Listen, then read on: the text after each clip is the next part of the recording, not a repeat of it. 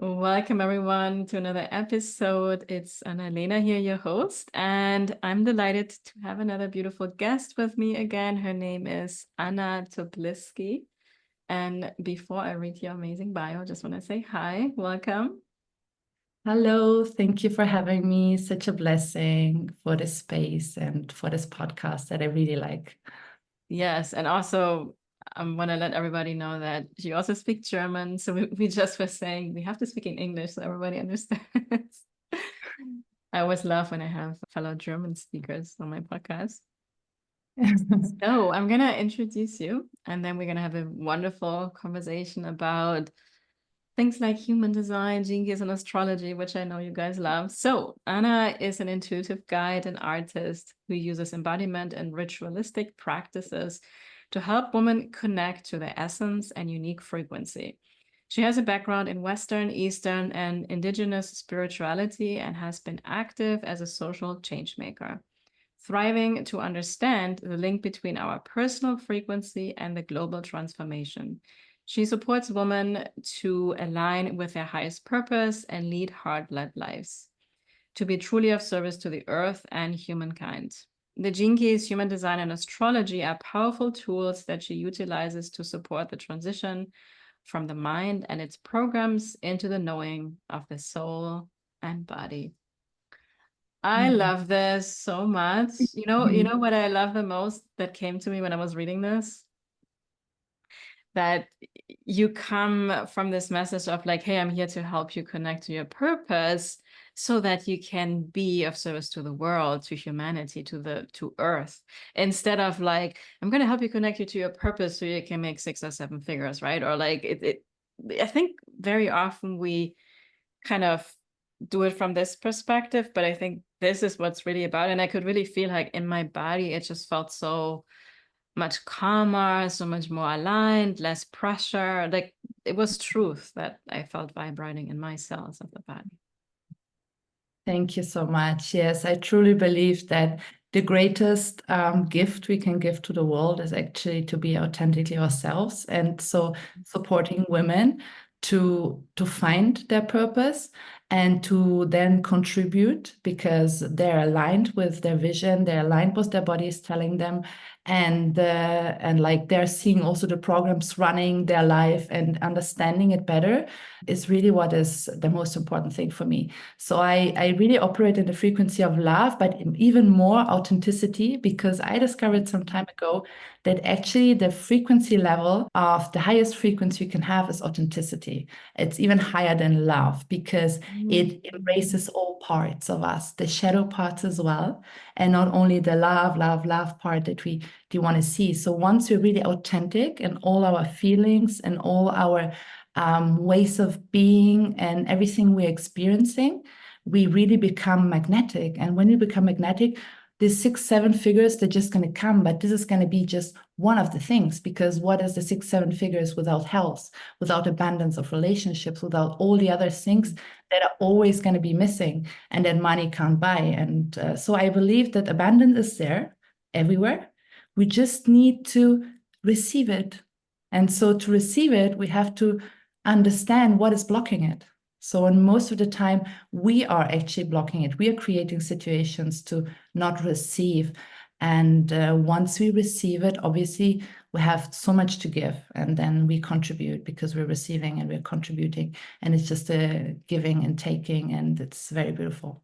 So, yes. Oh, I love this. It's so funny because I have been telling all my previous guests on my podcast that I have been studying Kabbalah more, which is also a part of human design. You probably know this, right? And what you just said, I think that's all what Kabbalah talks about, because Kabbalah actually means receiving, and we're really here, like our biggest desire is supposed to be with a light where we can give our gifts to the world, whatever that's supposed to come through us, right? Like you have a unique gift, I have a unique gift, even though we're kind of doing the same thing, right? It's so different because I cannot do it like you, and vice versa. So I just love how this message keeps coming up, and I keep hearing it from like different voices, different perspectives, and in essence, it's all the same message. So thank you for sharing that. So I would love to actually go a little bit deeper into this, because the frequency, and we're also going to talk a little bit more about the event, the Queen frequency that you're currently hosting. I have the honor to be part of it. Super excited about that. But it really caught my attention when you were saying, like, wow, authenticity is actually the highest frequency. So, and what I understand from what you were saying is, so if I only focus on love, like, I may fall into resisting some uncomfortable emotions, but when I'm really being authentic, I'm just really honest about all that I feel as a human, which we have, right?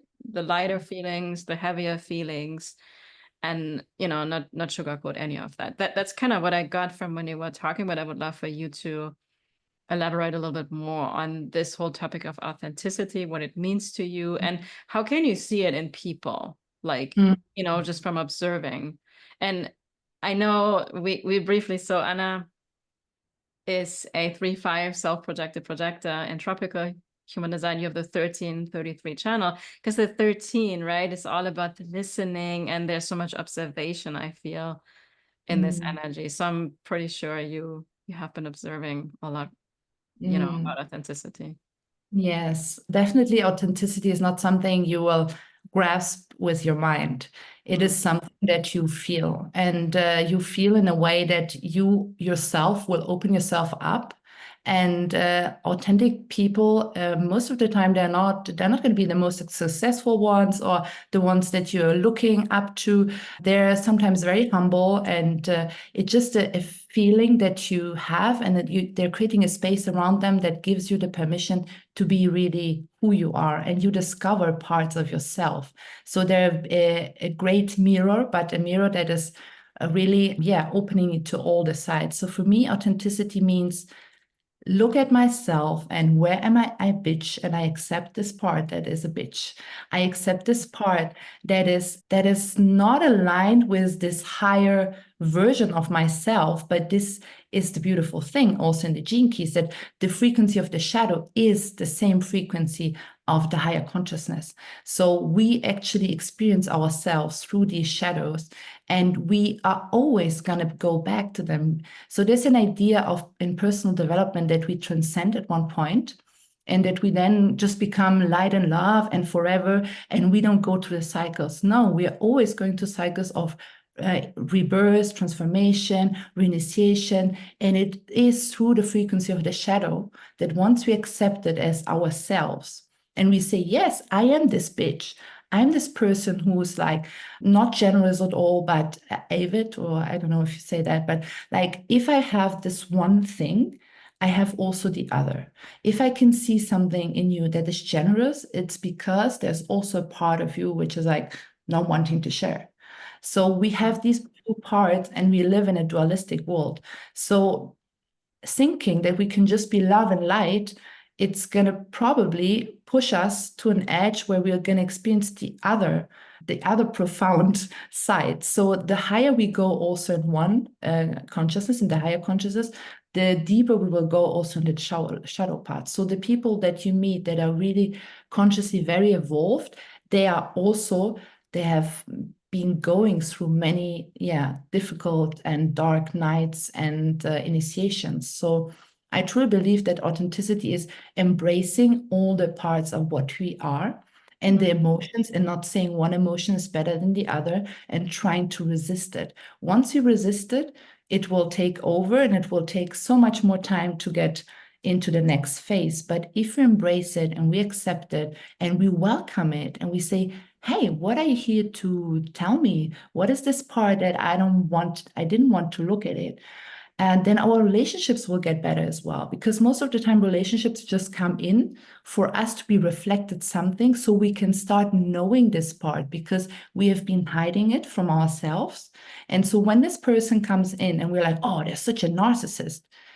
Well, there is a part of us that is also a narcissist, and there is a part of us that is manipulating, and there's a part of us that is trying to get something through means, although they may be very beautiful from outside and sharing and loving, but there is this part as well. And it's just the relationship is just asking us to see what is there behind? Can you look at this as well? And can you love it?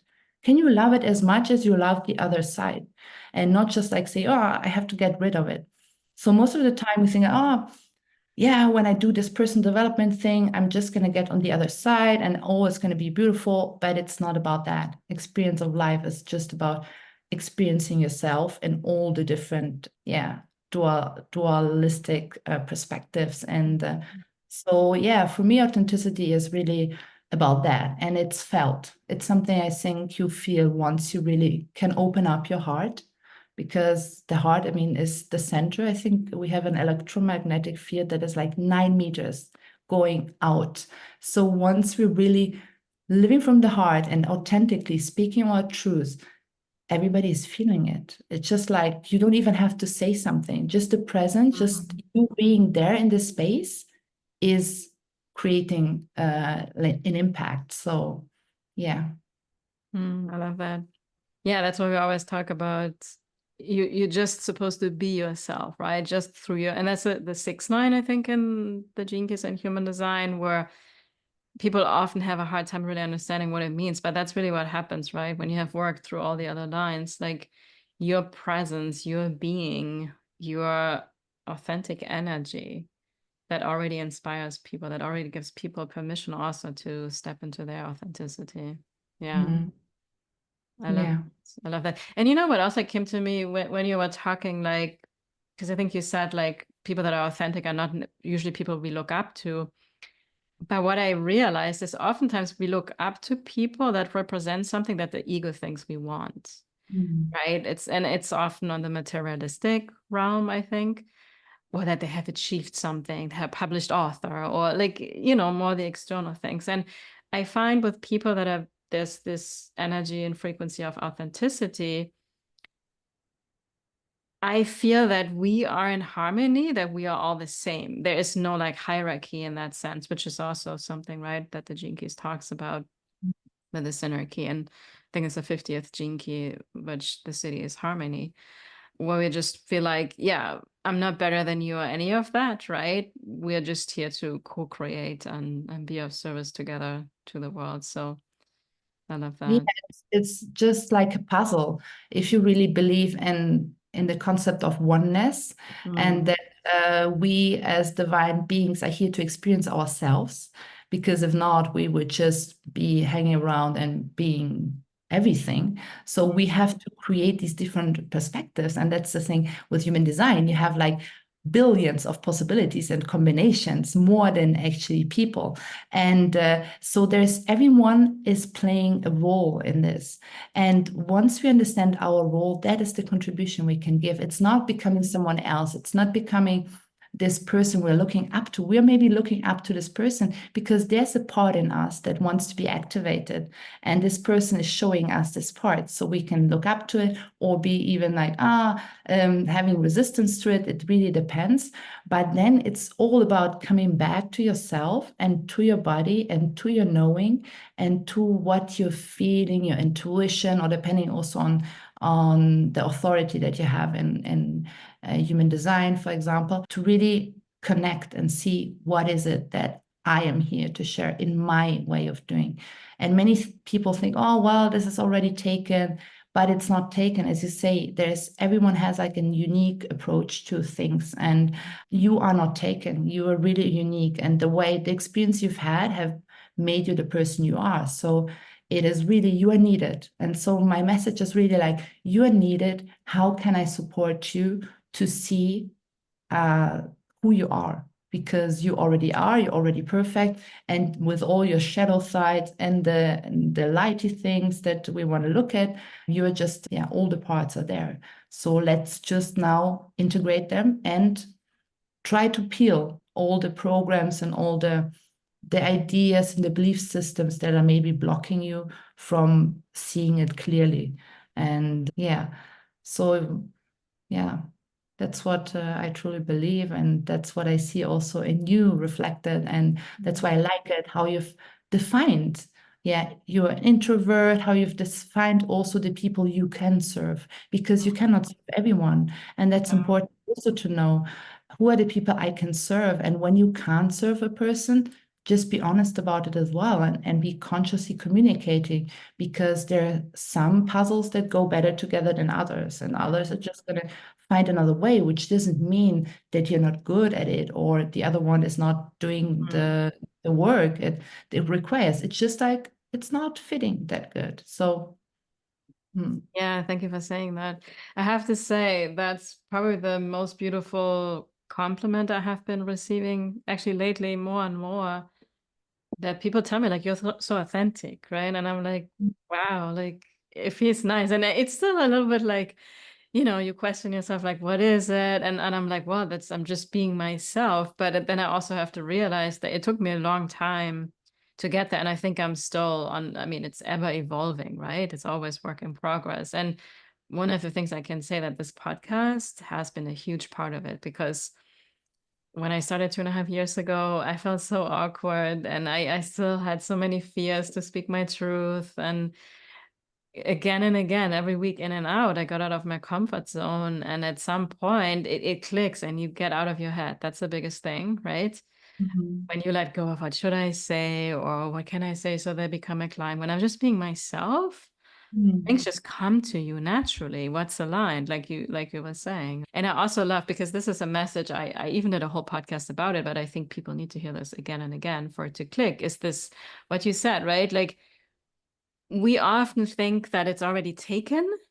Oh, there's already somebody else talking about human design. There's already somebody else talking about this idea that I just had.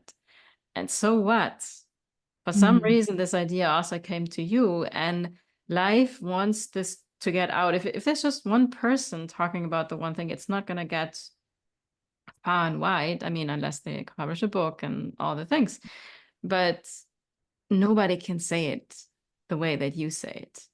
And I also know for myself, I mean, it's not about the information, right? We always think like, oh, it's already there. And especially in this day and age with ChatGPT, I mean, if we think it's about the information, I think we have to rethink this. Are you actually getting it? Even when you were talking, I was like, there's still a part of me, even though I have talked about it. I have talked about it numerous times, that also I catch myself over and over again. And when I want to talk about something, I see somebody else and like, oh, I shouldn't talk about it. I'm going to look like a copycat, even though, and I have to remind myself, and that is the power of repetition, of consistency. At some point, it's just going to click and you don't even think about it anymore. You're not overly, you know, care about what other people may think that may also have talked about the same topic. That's why I love you brought it up again, because even when you were talking, I was like, yeah, it can still click deeper even for myself. Yeah, definitely. And that's why it's important. Yeah, practice and repetition. And you will always feel this fear. And if you're feeling this fear, knowing that you have received this information, you've channeled it. So it's not someone else who told you, but you're just knowing something, but you still feel the fear. That's amazing. Go for it. Because the fear is just there to show us that we are still like aligning ourselves. And it's a good thing. It's Yeah. a good. And I believe that most of the people are doing things and they're in fear and we just don't know it. And fear and love go so together, and it has helped us during centuries to survive. So we really have to see also it's a good thing to have this fear. It means you're going out of your comfort zone. It means you're growing. It means evolution. And if you don't have the fear, you're doing something wrong. You're staying in the same place. You're just not moving probably. So fear and having all these thoughts it's perfectly fine. And I also believe that if we're operating from the mind, we can only go as far as what the mind has experienced. So the mind lives in the past. Yeah. The mind is looking at the things that happened to you and is analyzing all the decisions from this past. But you want to go above this past. You want to go to what your vision is.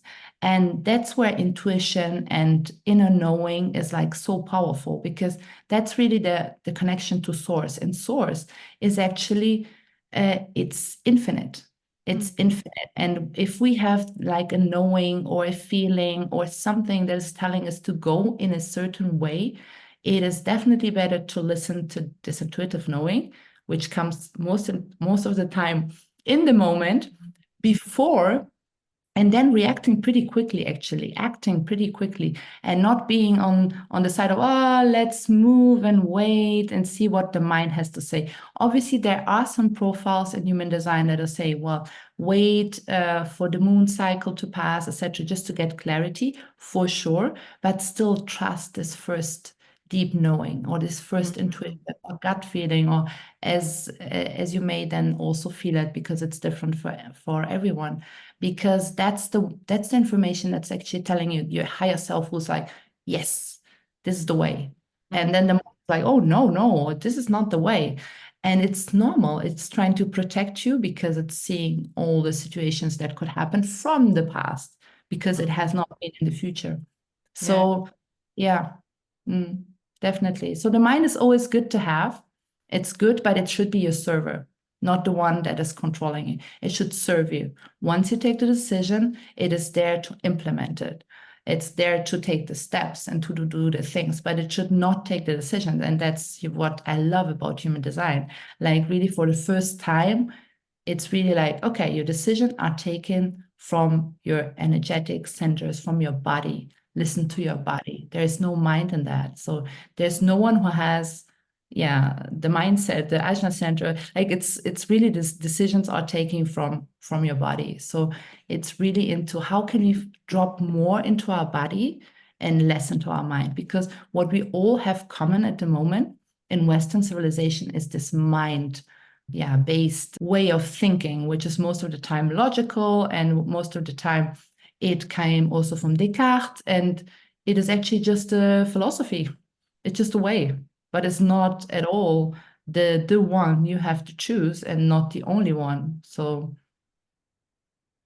yeah, I agree. That's why also, when human design came into my life, I felt so relieved, because for some reason I've consider myself lucky for that. All this like over planning, and this is, you have to analyze everything, and especially in terms of business, it just didn't feel right to me. And of course, I thought there's something wrong with me, like I have to be more analytical, I have to follow these exact steps. And I don't think I would be doing my business at this point if I would have forced myself into it. And then when human design came, I got this permission slip of like, oh, let go of the planning. Of course, you can have like a overall vision, like, but who am I to already plan out the future and tell life, the universe, how it's going to be? And just this like, okay, let me lean back more into the feminine, be receptive, let life show me through how my body feels what those next steps are. That was really so much expansive energy and so much freedom for myself. And yeah, that's what I do. That's what I teach my clients, because if it has worked for me, it doesn't have to mean it works for you, right? Yeah, I can share my story to inspire you, but let's figure out what works for you. And obviously that's where human design, gene keys, and astrology is so beautiful. I would love to share with us as well, like, how did these tools come into your life, and how do you like integrate all of them? yes, so the first time human design came into my life was maybe 2017, 2018, when a friend talked about it. And that's when we discovered together that I was a projector, and that I had the strategy of being invited. And that's the only thing that actually stick with me. And from there, I started operating differently. So I only these things stick to me, but I remembered that. And I was like, let's then wait for the invitations, because I was actually always a very creative person. So I have also the gate 1, a very present, and always starting things but never ending them, because I've also the gate of not ending things and being a good beginner.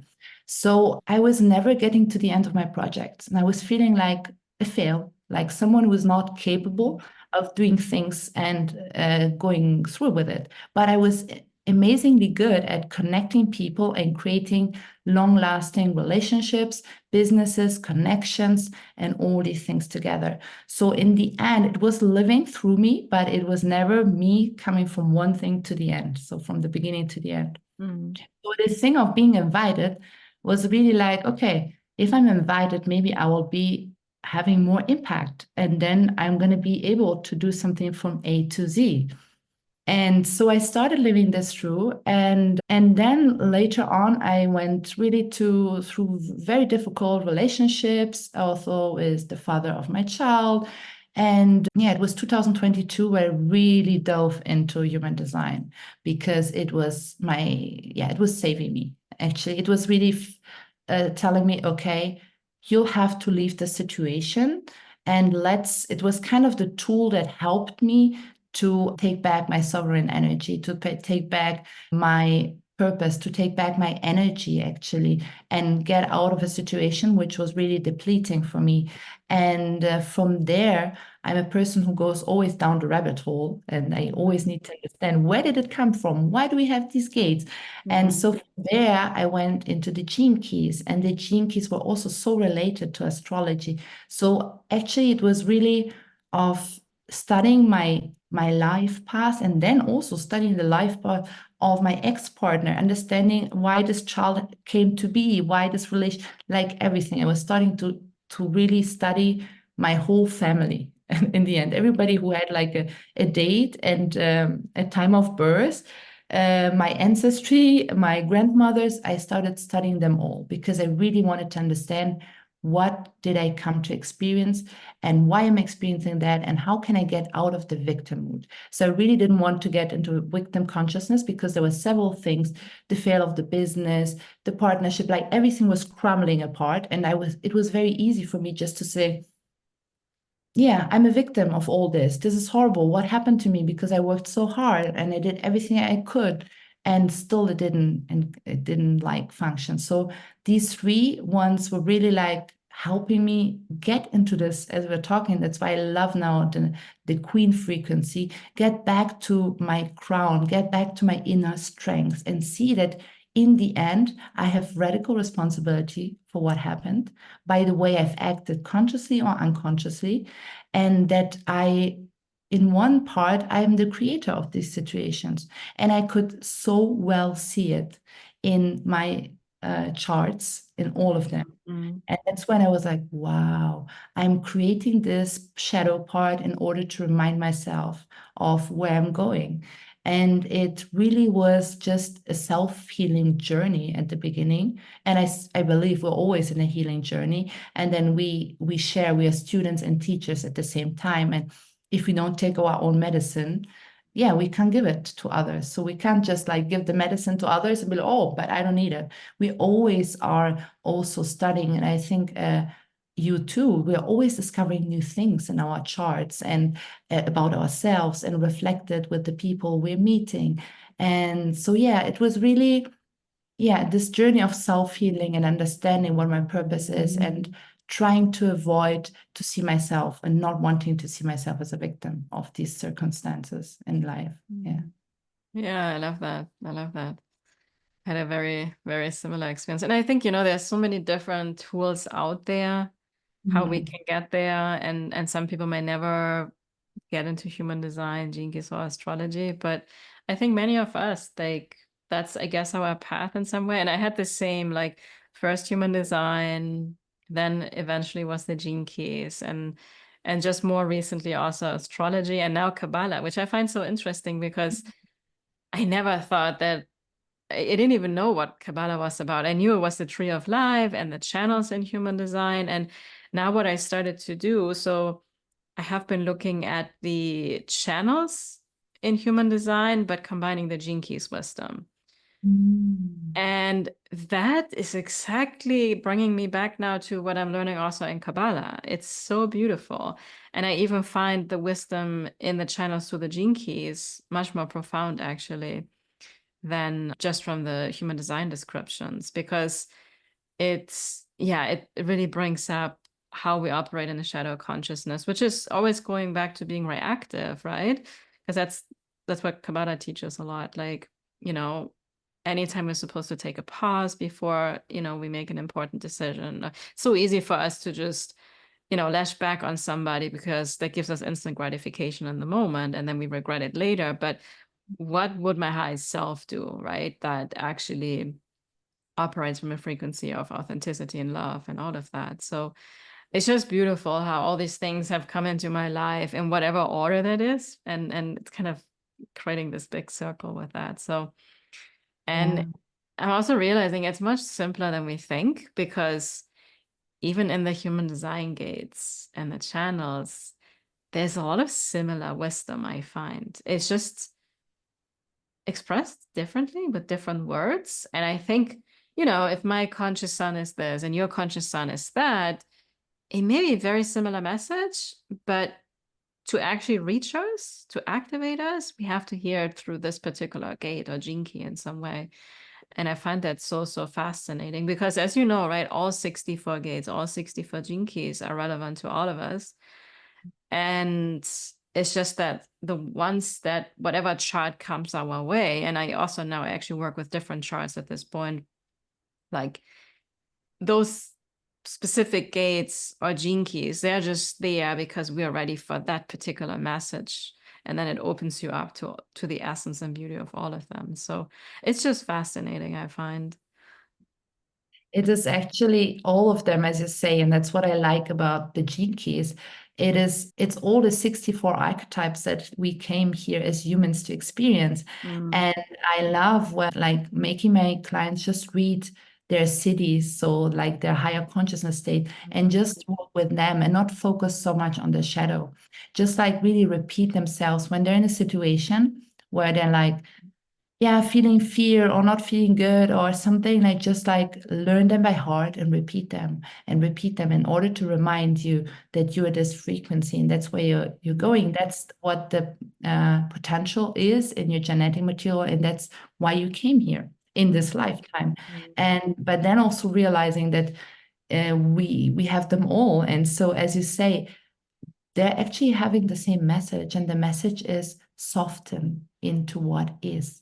And it's a series of softenings, and it's really this accepting and embracing of all and loving, as you say, the shadows, the gifts, understanding that this is a play that we are just like having, and that there's nothing good or bad about it. It's just like all part of this human experience, and seeing it in yourself and not judging it, but like seeing it as, wow, it is there to help me in this direction. Is like so beautiful, because then we can really see that our greatest challenge are also our greatest gifts.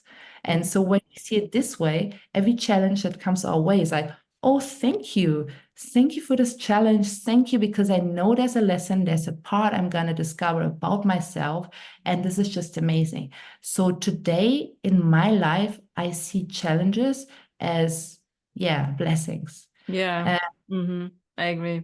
Yeah, and that's the beautiful part of it. And when you see it like that, life becomes just magical, because there's nothing that is really kind of putting it out of balance. You know that it's a process, and the quicker you accept it, that's a good thing about it.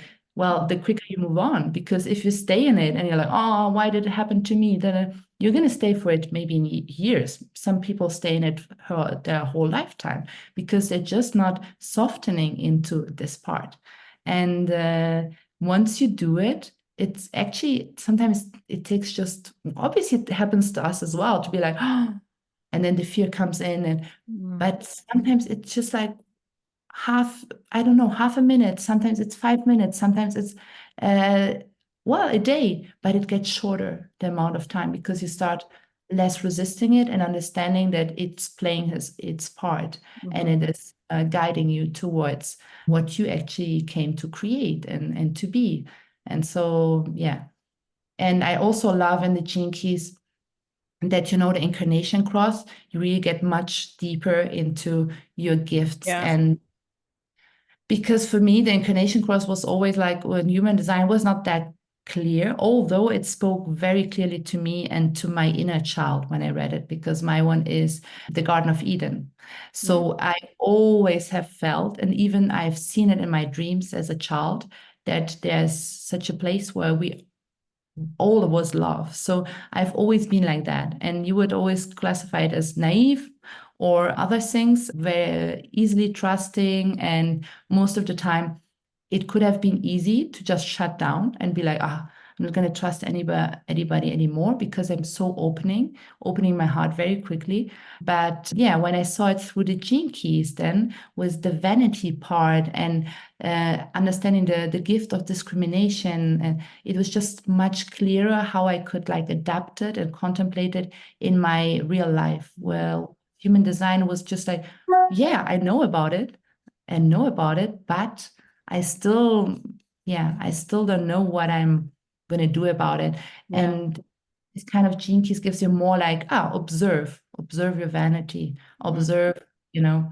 So, but yeah, I love both and they're so complementary. And I could not imagine just working with one, or that's why I'm like combining them. I'm looking then at most of the time, it's a very intuitive process where I go through the challenges that a person has. And then I just use astrology and human design and gene keys when I see that it is like needed.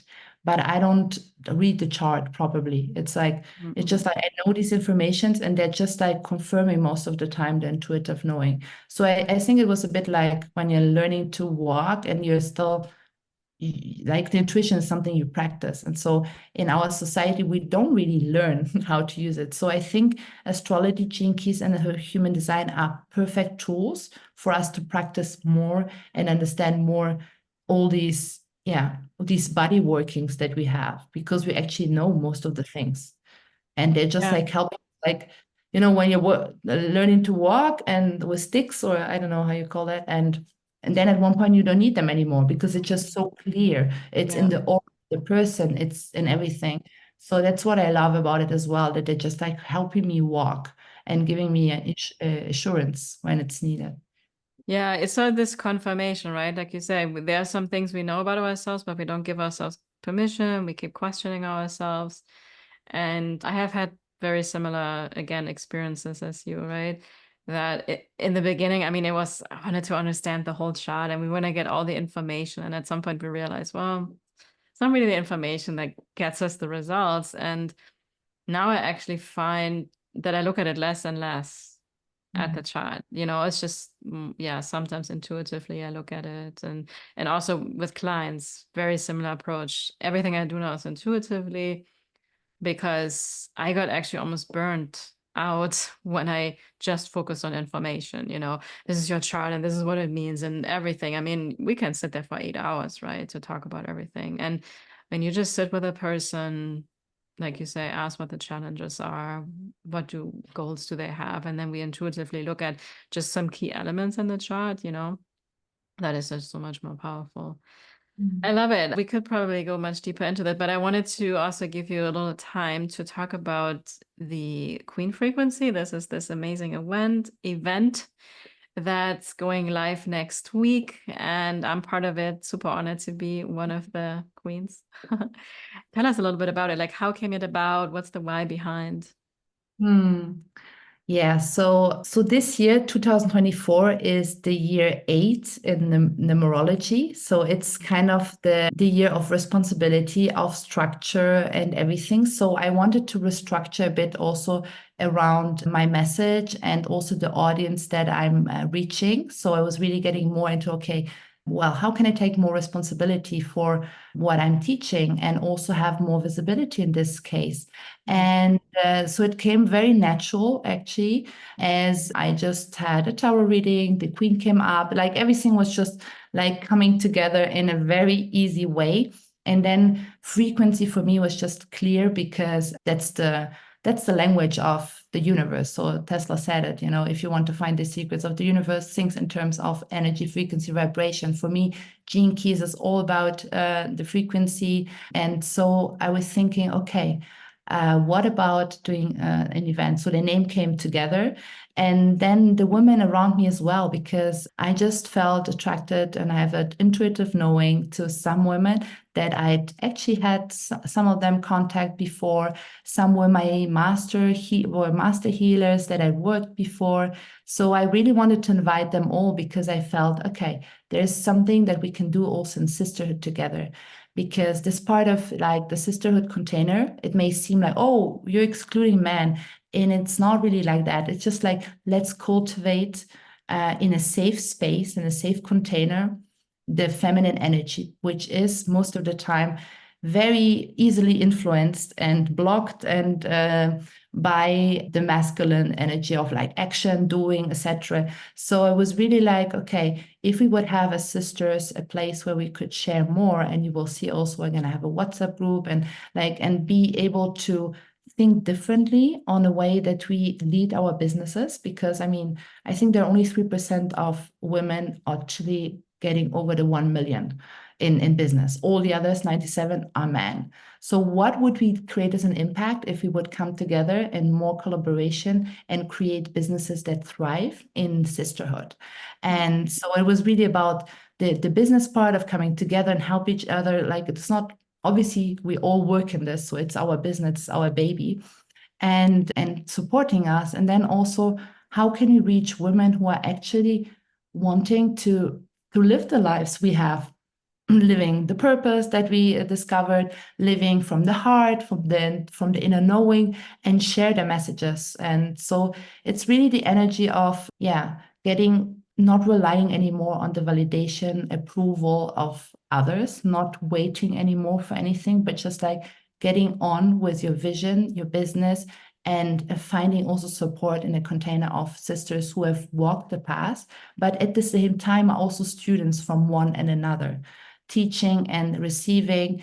And creating a container. It's really about the container, which is like safe, because it's a free event, but it's not opened. You have to really register and sharing the messages. And there's so many different approaches, but the frequency is the same of the women. It's all about service, and they're all about really wanting to transmit their knowledge. And so we have light language transmissions, breath work, the gene keys and human design, obviously, ritual body painting, and everything which is like more shamanic, voice activation and transmission. So many tools to like really look at and see what is the one that is like talking to me. Shadow work. So like many parts that most of the time we don't talk that much about, but that we're receiving. And it's the gifts we have received. For example, there are many women that most of them will say, I didn't choose, I was called to. And so I think reflecting their stories and your story as well, it is like kind of empowering other women to also take the steps, because it's really addressing the women who already know that there is something more. They just feel there's a potential in them and they're not living to it. And to the moment, most of the time, they're limited by the others' validation, approval. They're waiting to be approved for something. And it doesn't seem that in their environment this has happened. So maybe meeting other women eye to eye and seeing that, well, they had this calling as well. And what were the tools they used? And what were their challenges? And how did they overcome it? So it's all about also about our challenges. So I talk a lot in the interviews about, what were the challenges? Because I think that's where we relate better than just like the last version of something. Yeah. I understand that. Yeah.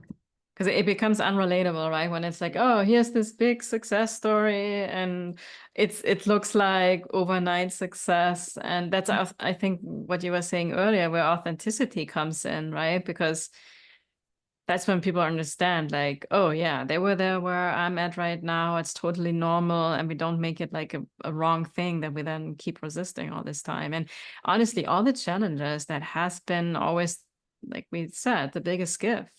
And we should get excited about it, right? When there's something else that wants to like, looked into, because there's the gift is in the shadow. I love how Richard Rudd made us realize that, right?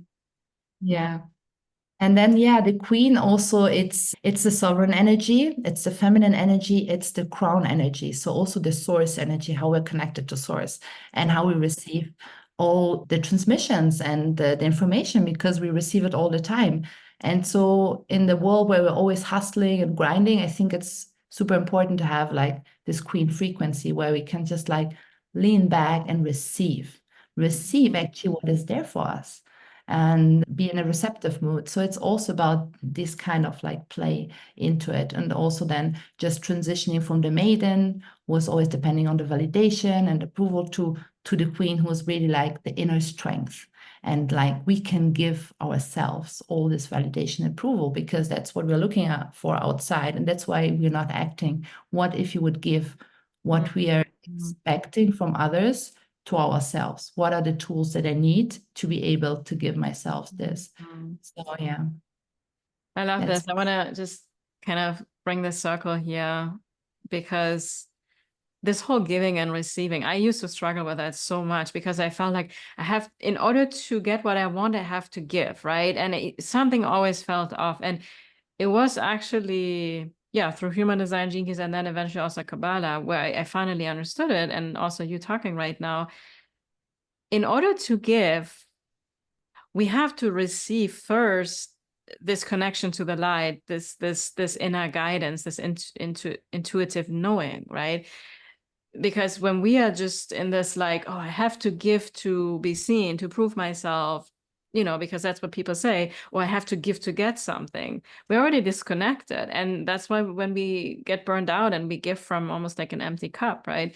But when we can lean into the feminine first, this is also why I love how Richard Rudd in the Gene Keys always says that the second Gene Key actually was supposed to come first, because it's the feminine, the second Gene Key, that we have to lean into, so we can fully embrace the first Gene Key, which is the most masculine in the chart, right?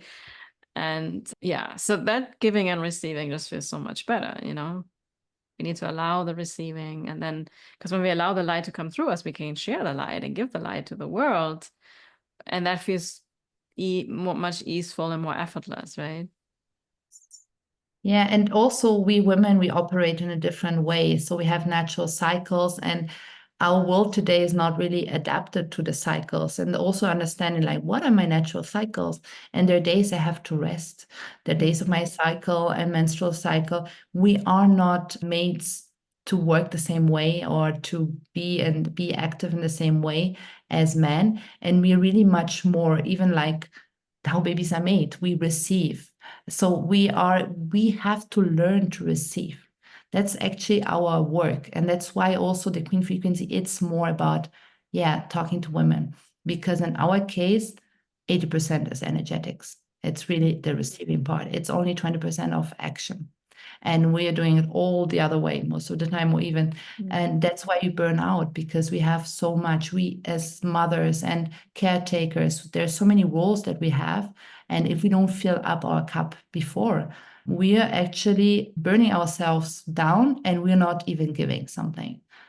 So that's exactly what happens, right? We are too much in the masculine, and then we're so burned out that we miss taking the action when we're supposed to take it, right? Yeah.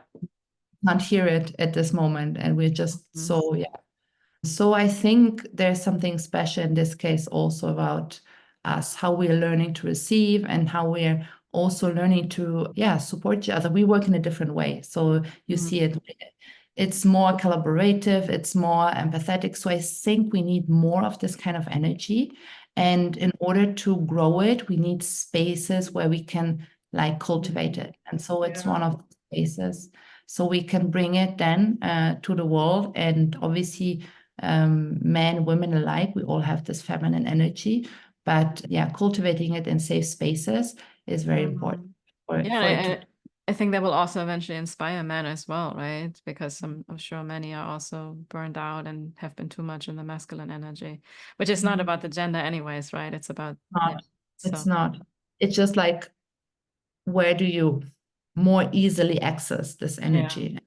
I have seen with women that in circles with women and retreats, we are opening more easily to this energy, which is more difficult when it's men as well, because there's also liberating the wild woman, sexuality. There's so many programs that it's actually a bit more difficult to really go to the core. And then when we have like women's circles that are closed, and then obviously you have different type of retreats, for example. But it's it's a very specific dynamic that is created between sisters. And there's also big sister wounds still. And that's also something that we need to look into and see how we should support each other in order to grow and evolve together. Yeah, I love that. Wonderful, Anna. So I'm super excited for the Queen Frequency to come out next week. So it's from July 16th to the 20th, right? There's going to be 2 contributions each day. Yes, exactly. So there are 10 interviews, and it's interviews, transmissions, guidances as you would like, and 2 per day. And it starts on July 16th and it's till July 20th. And you can also access all the videos 48 hours. And if you like to have an access for more than 3 months, you have just a small budget that you can put in, so you can have access and you can look at it whenever you want to. Okay, wonderful. So, like I said, I'm excited. I'm going to put the link to sign up for the Queen Frequency in the show notes. I'm also going to share your website, your Instagram, if people would like to connect with you or book a one-on-one session with you. And obviously, if you're listening to this right now, this is in July 2024. If you're listening this later, the summit may not be available anymore. But either way, I think this episode also deeply inspired you. And I want to thank you, Anna, for having this amazing conversation with me and also having the courage to create this amazing event and have me part of it as well. So thank you so much. Thank you so much for creating this space as well, and for your participation and your energy in this event and everything you do. Wow, my pleasure. And you listeners, as always, such a pleasure to have you. Thank you for listening. And I'm excited to be with you all on the next episodes.